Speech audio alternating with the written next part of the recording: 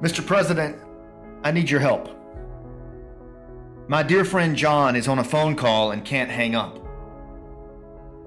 After serving 22 years in the military during the longest war in American history, I've faced just about every leadership challenge imaginable.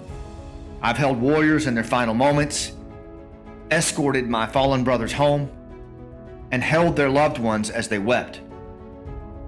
But on this Veterans Day, with the collapse of Afghanistan, I have a leadership challenge I've never faced before. John needs help to put the phone down, and I'm not sure how to help him do that. He served 5 tours in Afghanistan, missing more birthdays and anniversaries with his family than he can count. As a Green Beret, he worked closely with Afghan partner forces for over a decade, recruiting, training, and leading them in combat. They risked their lives for him, and he for them. They became brothers in the truest sense of the word. John lost many brothers in the war, both American and Afghan, and he blamed himself. When he retired, he worked hard to put the pain behind him. He moved far away from the Army and began working in a shipping company. But apparently, he didn't move far enough. When the U.S. withdrew from Afghanistan, his nightmares resumed and the phone began to ring. "Sir," began a desperate Afghan commando, "the Taliban are all around me. Our generals ran away, took bribes, and left the country." The phone rang again. "Sir, there are too many of them. Should I put my weapon down?" And again. "Sir, I don't want my family to be killed. I'll keep fighting. But can you help my family? Please." It broke him, bit by bit. John asked himself, where's the army I served in? Why aren't the generals handling this situation? But there was no one. Then he reassured himself, sometimes the military moves slowly, so I'll just work with this for a few days until they take over. At first, John was able to help hundreds make it through to freedom, but thousands weren't so lucky. It wasn't from lack of trying. John knew who they were, and he knew where they were. And he knew that they all trusted him to get them to the airport, despite their family having to endure beatings at Taliban checkpoints. They trusted him to use his relationships, which would enable nervous U.S. guards to pull them from a sea of tens of thousands to enter the airfield and on to a new life. John stayed on the phone, spending endless days leveraging their discipline and loyalty to get their families to airfield gates where they waited for 18 hours with no food or water. But the gates never opened. John then organized the commandos and their families onto buses, engines running just outside the airport boundaries. He coordinated directly with senior military leaders inside the airport so they could simply drive through. Once again, the gates never opened.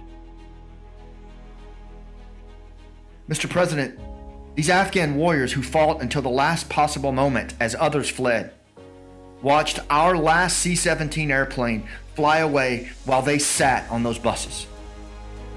Then the nightmare really began. The commandos were hunted.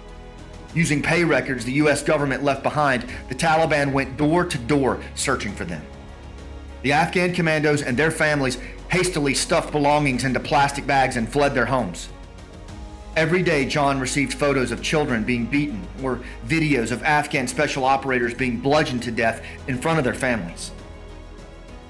These images are difficult for the most hardened warrior in a combat zone to see, but for my friend John, already racked with years of survivor's guilt and post-traumatic stress, it was far worse.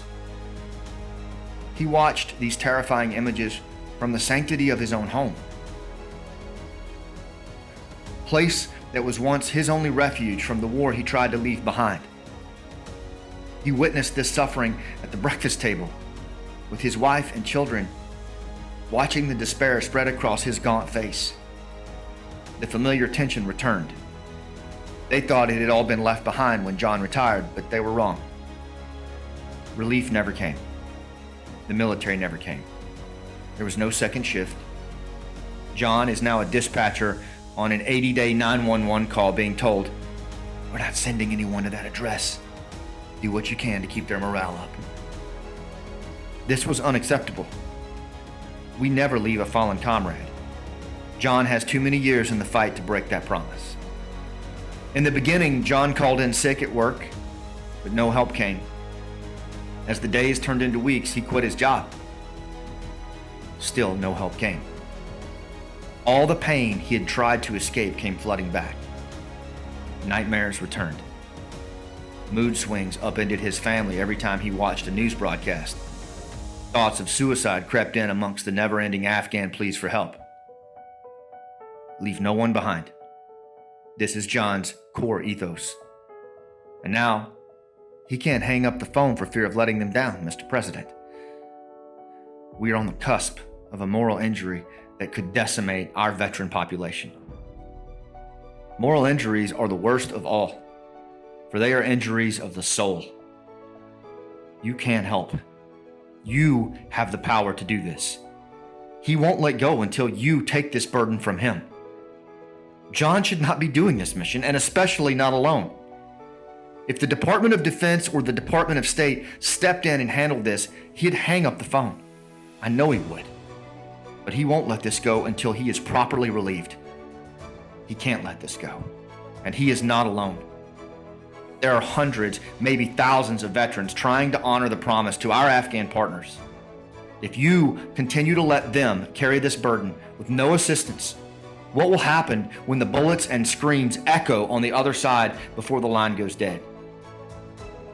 What happens when John's Afghan family simply doesn't call back one day? How does he go back to his life? How does he overcome that guilt? Do you understand what I'm saying to you, sir? Do you understand what's been done? Our political and military leaders on both sides of the aisle have allowed our veterans to bear the cost of their institutional responsibility. This Veterans Day, we urge you and the politicians from both parties to come together, across your differences, as our veterans did in this crisis, to step up and assume the responsibility for helping our Afghan partners find safe passage. We will work with you every step of the way. Only then can we find a sense of peace.